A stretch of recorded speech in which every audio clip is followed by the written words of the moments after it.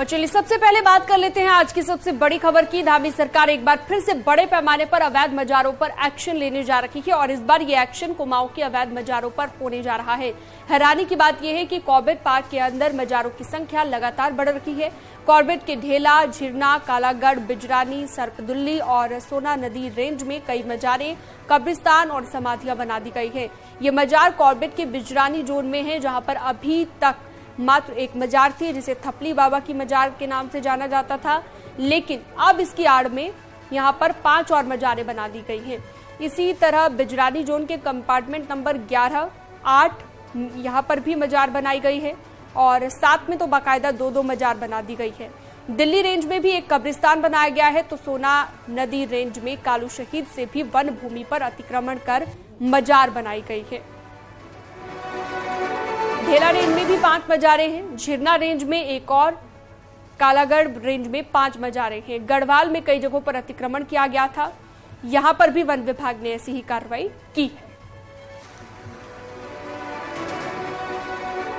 पुरानी मजारें साहब यहाँ, और हमारे जो हैं पिताजी वाली साहब जो थे, माता जी थी, सब यहाँ पुजारी थे। उनका इंतकाल हो गया, अब मैं हूँ उनका लड़का। अच्छा। अशरफ अली मेरा नाम है, रामनगर का वासी हूँ मैं, उत्तराखंड का रहने वाला हूँ, समझ गए। और ये बाकी मज़ारें कब बनी होंगी? ये कम से कम 15-16 साल हो गए साहब इनको बने हुए। और मजार शेर अली बाबा का मजार है, 7 भाई हैं साहब। आप ये मानिए 10 से अधिक मजारे हैं और माननीय मुख्यमंत्री पुष्कर सिंह धामी इस मामले में अपना बयान जारी कर चुके हैं, कह चुके हैं ये मजार जिहाद है, जो अतिक्रमण के नाम पर यहाँ पर गलत गतिविधियाँ होती हैं और उत्तराखंड में ऐसी 1000 मजारें चिन्हित हुई हैं।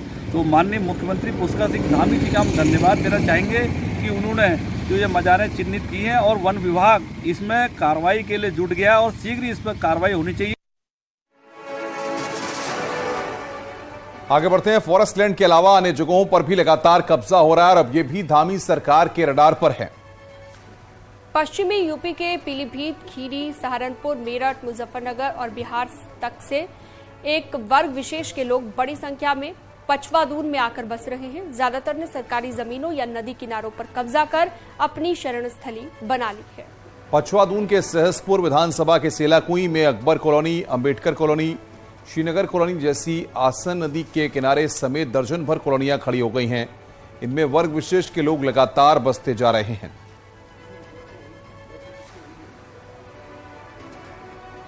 तो चिंताजनक बात यह है कि यहाँ के वोटर भी बन बैठे हैं और कुछ ग्राम पंचायतों में प्रधान तक बने हैं। खड़े हैं सहसपुर के पौंदी नदी के क्षेत्र में, जहां पर मैं खड़ा हूं ये नदी का एरिया है और मेरे पीछे भी आप देखेंगे कि पूरा का पूरा जो फाट आपको दिख रहा है, ये पूरा नदी का एरिया है। बरसात में यहाँ पर नदी अपने उफान पर होती है। आप इस किनारे पर आप देखिए, ये जो तटबंध यहाँ पर लगाए गए थे, ये तटबंध भी टूटे पड़े हैं। तो आप लगा सकते हैं कि इस पूरे नदी एरिया में जब बरसात में अपने उफान पर होती होगी तो यहाँ पर कितना भयंकर यहाँ पर पानी आता होगा। इसके बावजूद इस पूरे नदी क्षेत्र को यहाँ पर जगह जगह अतिक्रमण कर दिया गया है। यहाँ तक कि आप देखिए कि मस्जिद भी नदी के बीचों बीच बना दी गई है और इसी तरह से मस्जिद के आड़ में उसके बाद पूरे एरिया में यहाँ पर इंक्रोचमेंट हो रहा है। यहाँ पर नदी के बीचों बीच में मस्जिद बना दी गई है। धीरे धीरे यहाँ पर मकान भी बनने शुरू हो गए हैं और आपने देखा कि नदी के दूसरे छोर पर जिस तरह से जो ट्यूबवेल था उसको मस्जिद के कैंपस में ले लिया गया है। यानी कि जहाँ पर सरकारी ट्यूबवेल था वहाँ पर रातों रात मस्जिद खड़ी कर दी गई और आज वो ट्यूबवेल मस्जिद के कैंपस में खड़ा हुआ है। तो इसी तरह से सहसपुर एरिया में बड़े पैमाने पर इंक्रोचमेंट किया जा रहा है। कैमरा पर्सन राकेश रावत के साथ सुनील नौप्रभात, न्यूज़ 18 सहसपुर।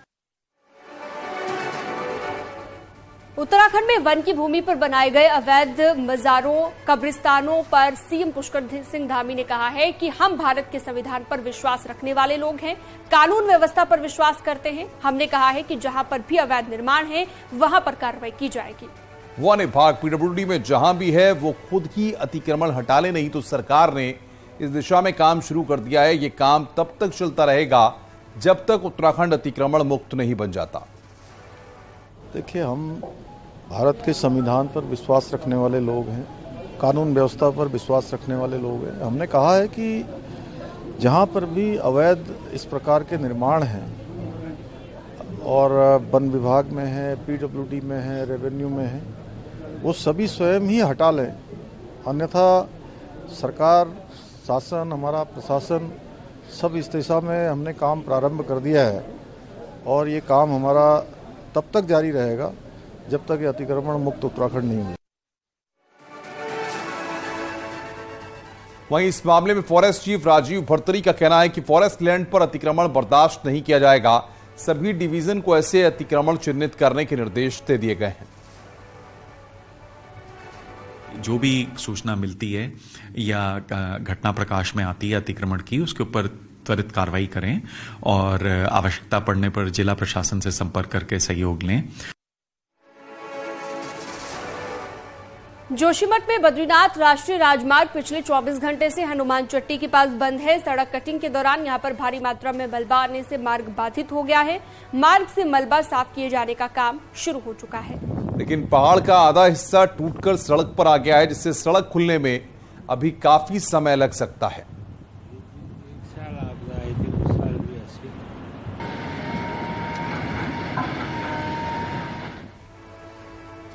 चमोली में नंदानगर घाट पर रोड पर आज सुबह 4 दुकानों में भीषण आग लग गई, जिससे दुकानों को काफी नुकसान पहुंचा है। दुकान के अंदर रखा सारा सामान जलकर राख हो गया है। आग लगने के कारणों का भी पता नहीं चल पाया है। स्थानीय लोगों की सूचना पर फायर ब्रिगेड मौके पर पहुंची और आग पर काबू पाया गया।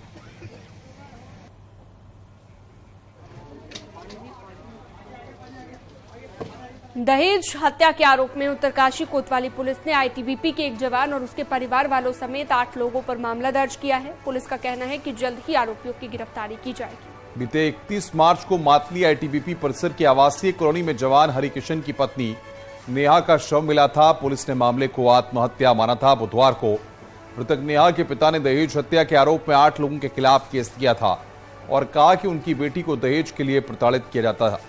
दोनों ही परिवार के लोग राजस्थान के भरतपुर के रहने वाले हैं।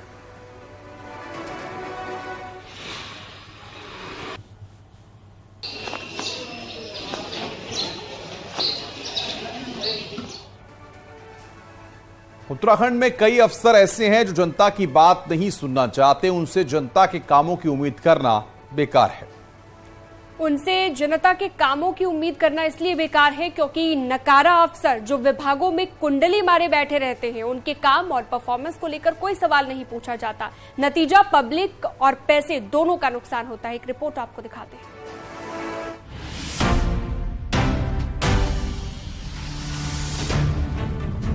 उत्तराखंड में सेक्रेटरी, डायरेक्टर, अफसर कितना काम करते हैं, डिपार्टमेंट ने क्या काम किया, उस काम का जनता और डिपार्टमेंट को क्या फायदा हुआ, अब इन बातों पर गौर किया जाएगा। मुख्यमंत्री पुष्कर सिंह धामी ने गुड गवर्नेंस के लिए अब अफसरों की परफॉर्मेंस चेक करना शुरू कर दिया है, ताकि सही अफसर को सही डिपार्टमेंट में काम थमाया जा सके और नकारा अफसरों से किनारा किया जा सके। यानी अब पोस्टिंग परफॉर्मेंस पर मिलेगी। जो हमारा रजत जयंती वर्ष है 2025, उसके लिए परफॉर्मेंस और रिस्पॉन्सिबिलिटी दोनों ही सबकी तय हो और सभी लोग अपने अपने डिपार्टमेंटों की ओनरशिप लें और काम के आकलन के आधार पर आगे का जो भी उनके परफॉर्मेंस है, जो चीजें हैं या आगे गुड गवर्नेंस के लिए जो जरूरत है उसको हम लोग करेंगे। उत्तराखंड में ज्यादातर अफसरों की मनमानी से मंत्री, विधायक, जनता सब परेशान रहते हैं। बड़े बड़े विभागों में अफसरों का किया हुआ काम जमीन पर नहीं दिखता, जिसका एक सबसे बड़ा उदाहरण देहरादून की स्मार्ट सिटी है, जहां 700 करोड़ रुपए स्वाहा होने के बाद भी जनता को कोई काम नहीं दिखता। ऐसे में अगर परफॉर्मेंस देखकर अफसरों को काम मिलता है तो जनता को थोड़ा काम दिख सकता है। काफी अधिकारी ऐसे हैं कि जो काम करना चाहते हैं परंतु उनको काम नहीं दिया जाता है, और कुछ अधिकारी ऐसे हैं जो काम को पेंडिंग करना चाहते हैं, पेंडिंग रखते हैं, उनको काम दिया जाता है। तो ये माननीय मुख्यमंत्री जी का जो निर्णय है ये स्वागत योग्य है और इसमें अधिकारी भी कम से कम जो है सजग होंगे। जो काम करेगा वो टिकेगा, जो काम नहीं करेगा स्वाभाविक रूप से वह मुख्य धारा से बाहर निकलेगा ही निकलेगा। मुझे लगता है कि यदि अधिकारियों के संदर्भ में ये सख्त निर्देश यदि लागू हो जाते हैं, निश्चित रूप से हम जनमानस के काम करने में और अधिक सफल होंगे। मुख्यमंत्री का फोकस साल 2025 पर है। जब उत्तराखंड राज्य के 25 साल पूरे होंगे तो जनता को अलग अलग विभागों की परफॉर्मेंस दिखानी होगी और ये काम तब तक हो नहीं सकता जब तक परफॉर्मेंस पर पोस्टिंग मिलने का फॉर्मूला ठीक से लागू नहीं हो जाता। देहरादून से न्यूज 18 के लिए दीपांकर भट्ट की रिपोर्ट।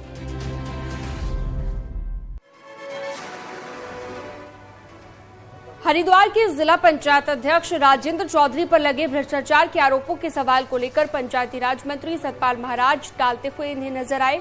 हरिद्वार में त्रिस्तरीय पंचायत चुनावों में ड्यूटी देने वाले अधिकारियों और कर्मचारियों के सम्मान समारोह के दौरान पूछे गए सवाल पर सतपाल महाराज ने कहा कि मामले को लेकर जांच चल रही है, जांच में तथ्य सामने आएंगे। जहाँ जाते हैं चार लगाते हैं, उस मंच की जो है बैठक जो है समाप्त हो जाती है जिला पंचायत की 6 महीने के अंदर ही भ्रष्टाचार के आरोप। चले देख रहे हैं वो देख अब जांच हो रही है, कोई ऐसी बात नहीं है, जांच हो रही है, जांच के बाद क्या चीज आ जाएगी सामने हो जाएगी।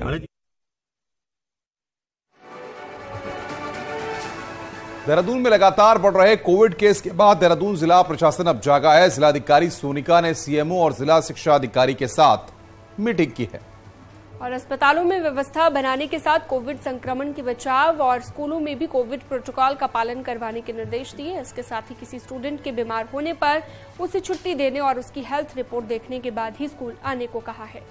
डीएम ने सभी अस्पतालों में बेड के इंतजाम करने के भी निर्देश दिए हैं।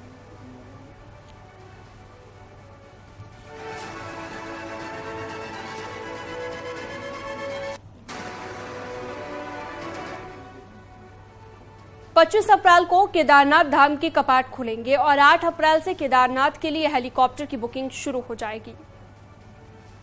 टिकटों की ब्लैक मार्केटिंग न हो और यात्रियों को बार बार सर्वर डाउन की समस्या से न जूझना पड़े, इसके लिए उत्तराखंड के सिविल एविएशन डिपार्टमेंट ने नए प्रयोग किए हैं। इस बार टिकट बुकिंग का काम गढ़वाल मंडल विकास निगम की जगह Indian railway catering and tourism corporation यानी IRCTC करेगा। पिछले साल तक 70% टिकट ऑनलाइन बुक होते हैं, बाकी ऑफलाइन केदार घाटी में मिलते थे, लेकिन अब 100% टिकट ऑनलाइन बुक होंगे। इसके बाद भी अगर किसी यात्री की कोई शिकायत होती है तो IRCTC की वेबसाइट पर दिए गए नंबर पर शिकायत कर सकते हैं। इसके अलावा अगर आप बुकिंग डेट पर नहीं पहुंचते या बुकिंग वाले दिन हेली सर्विस कैंसिल होती है तो आपका टिकट कैंसिल माना जाएगा। प्रयोग इस बार किया गया है और हमें उम्मीद है कि इससे काफ़ी सहूलियत होगी। सेकेंडली, पिछली बार ये भी होता था कि कुछ परसेंटेज टिकट जो है ऑनलाइन हुआ करती थी, लगभग 70%, और बाकी जो 30% ऑनलाइन भले ही हुआ करती थी लेकिन वो वहाँ पर वैली में मिलती थी। तो अभी जो व्यवस्था दे रखी है उसमें सबकी सब टिकट जो है अभी ऑनलाइन ही होंगी। उत्तरकाशी और आसपास के इलाकों में भूकंप के झटके आज फिर से महसूस किए गए और भूकंप के लगातार आ रहे झटकों के बीच अब मसूरी देहरादून विकास प्राधिकरण ने कुछ जगहों पर निर्माण कार्यों पर रोक लगा दी है। देहरादून के पास से होकर गुजरने वाली भूकंप की फॉल्ट लाइन के आसपास 29 जगहों पर नया निर्माण किया गया है। एनवीडीए ने इसे पूरी तरह से बैन कर दिया है। जानकार भी मानते हैं कि फॉल्ट लाइन यानी दरारों के चलते कभी भी यहां का भूकंप आ सकता है। जो हमारी फॉल्ट लाइन है उसको तो हम लोग अवॉइड करते ही करते हैं। अभी ऋषिकेश में भी कुछ एरिया इस तरह की चिन्हित हुई है जहाँ पे हाई राइज बिल्डिंग हम लोग सेंसर नहीं करेंगे, तो उस पर लो लाइन बिल्डिंग ही स्वीकृति देगी। भूकंप की स्थिति में जो एनर्जी रिलीज होती है वो जो वीक सरफेसेज हैं जिन्हें हम फॉल्ट बोल रहे हैं उनके अलोंग वो ज्यादातर स्थितियों में रिलीज होती है। कुछ स्थितियों में कुछ ब्लाइंड फॉल्ट जो जमीन में नहीं दिखाई दे रहे हैं उनके अगेंस्ट भी हो सकती है। बीजेपी ने आज अपना स्थापना दिवस मनाया। देहरादून बीजेपी ऑफिस में सीएम धामी ने पार्टी का झंडा फहराया और इस दौरान सीएम पुष्कर सिंह धामी ने पार्टी कार्यकर्ताओं से आह्वान भी किया। सीएम ने अपने लोकसभा चुनाव के लिए टारगेट को अचीव करने के लिए जुटने के लिए कहा है।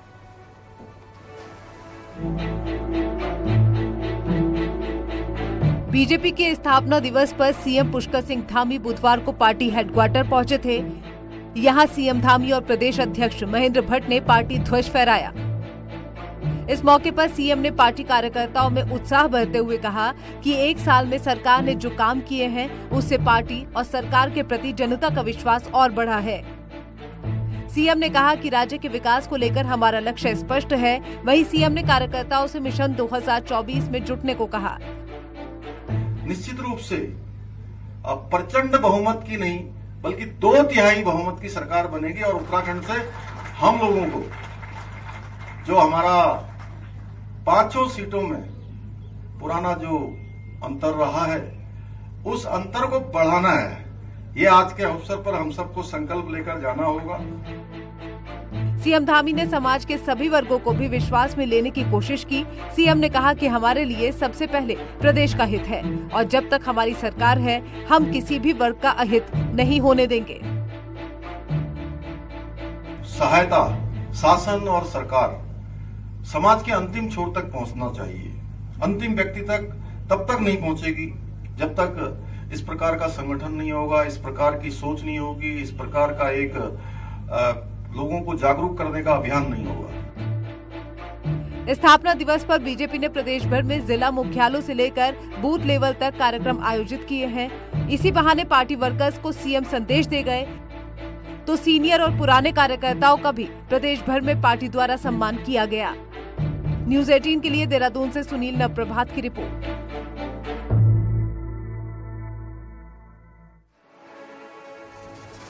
देहरादून के चक्राता से बड़ी खबर है। यहां पर 4 मंजिला मकान में आग लग गई है। आग बेहद ही भीषण है और आग में 4 बच्चों के फंसे होने की आशंका है। ये बड़ी खबर इस वक्त चक्राता से हमारे पास आ रही है।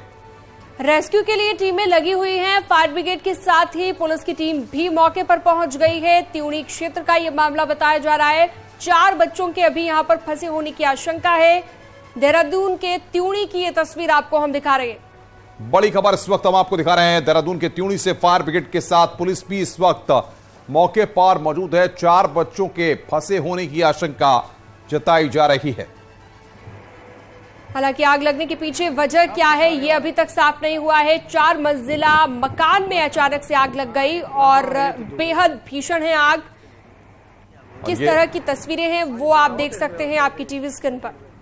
धुएं का गुबार तस्वीरों में साफ आप देख सकते हैं। 4 बच्चों के फंसे होने की आशंका जताई जा रही है। एक्सक्लूसिव तस्वीरें इस वक्त हम आपको दिखा रहे हैं। तो त्यूणी क्षेत्र का ये मामला जहां पर ये आग लगी हुई है। हालांकि फायर ब्रिगेड की टीम मौके पर पहुंच गई है, पुलिस मौके पर पहुंच गई है और आग बुझाने की कड़ी मशक्कत जारी है। लेकिन 4 मंजिला ये मकान जहां पर 4 बच्चे अभी भी फंसे हुए हैं ये जानकारी मिल रही है।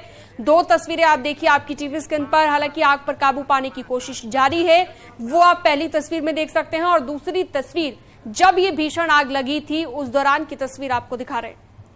तो सबसे पहले न्यूज़ 18 पर आप एक्सक्लूसिव तस्वीरें देख रहे हैं। त्यूणी क्षेत्र का ये पूरा मामला बताया जा रहा है। फिलहाल फायर ब्रिगेड के अधिकारी इस वक्त मौके पर मौजूद हैं। 2 तस्वीरें इस वक्त हम आपको दिखा रहे हैं। पहली तस्वीर में आप धुएं का गुबार साफ तौर पर देख सकते हैं।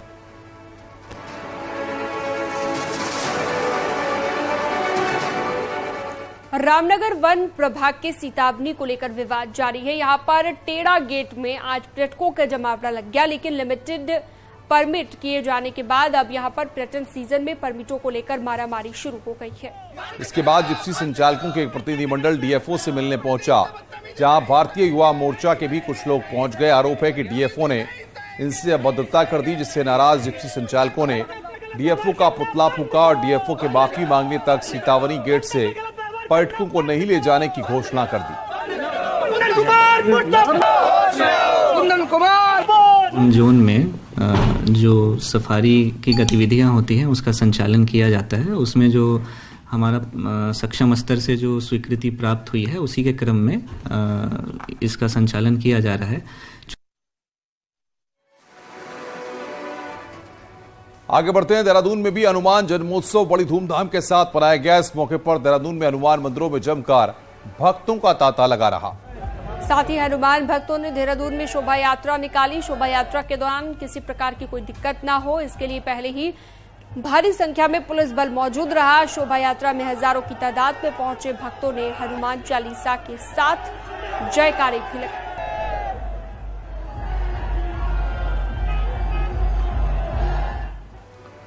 अल्मोड़ा में हनुमान जन्मोत्सव धूमधाम के साथ मनाया गया। सुबह से ही हनुमान मंदिरों में श्रद्धालु बजरंगबली की पूजा अर्चना करते रहे। जगह जगह पर सुंदरकांड और भंडारे का भी आयोजन किया।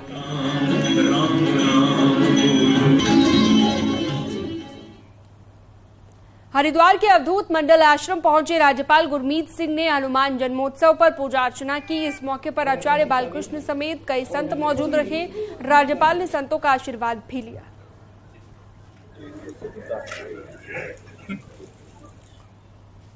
सोरघाटी पिथौरागढ़ में इन दिनों चेतौल पर्व की धूम मची हुई है। सदियों से मनाया जाने वाला ये पर्व भगवान शिव के प्रति आस्था के लिए जाना जाता है। तो आस्था के साथ साथ भाई बहन के अटूट प्रेम का भी ये प्रतीक है। इसी को लेकर एक रिपोर्ट आपको दिखाते हैं।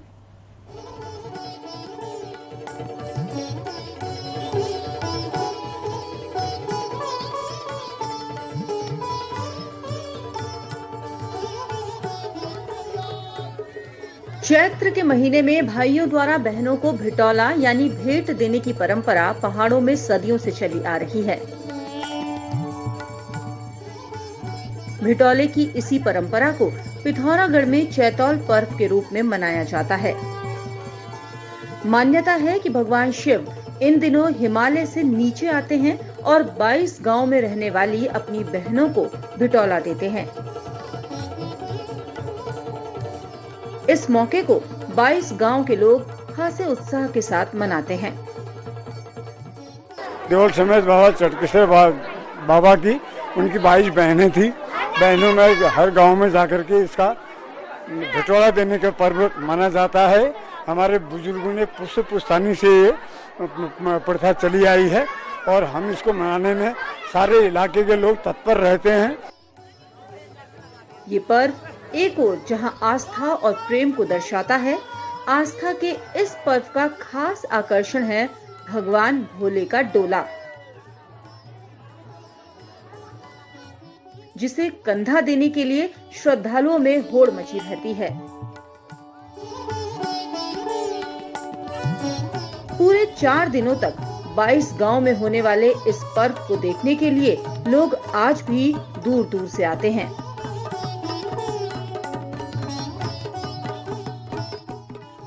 पहाड़ की संस्कृति से जुड़ा हुआ है। यह हमारी संस्कृति है, इसलिए हम देश के किसी भी कोने में हों, हम इसको मनाने के लिए अपने घर में, अपने पहाड़ में जरूर आते हैं। पहाड़ के लोगों का अपनी संस्कृति के प्रति ये लगाव इस बात को साबित करता है कि आधुनिकता के दौर में भी यहाँ के लोग अपनी जड़ों से मजबूती से जुड़े हैं।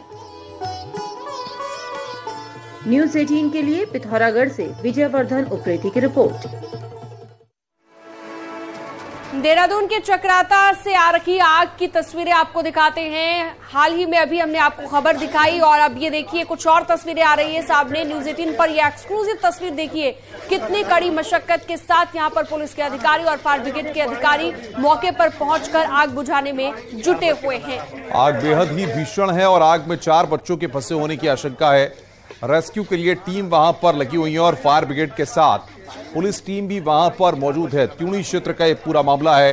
एक्सक्लूसिव तस्वीरें आग की लपटें आप साफ तौर पर इस वीडियो में देख सकते हैं। तो धीरे धीरे आग विकराल रूप धारण करती जा रही है, जिसकी तस्वीर आपकी टीवी स्क्रीन पर आप देख रहे हैं। देहरादून के चक्राता में भीषण आग लगी है त्यूणी क्षेत्र में। और यहां रुकते एक छोटे से ब्रेक के लिए। और ब्रेक के बाद खबरों का सिलसिला लगातार जारी है।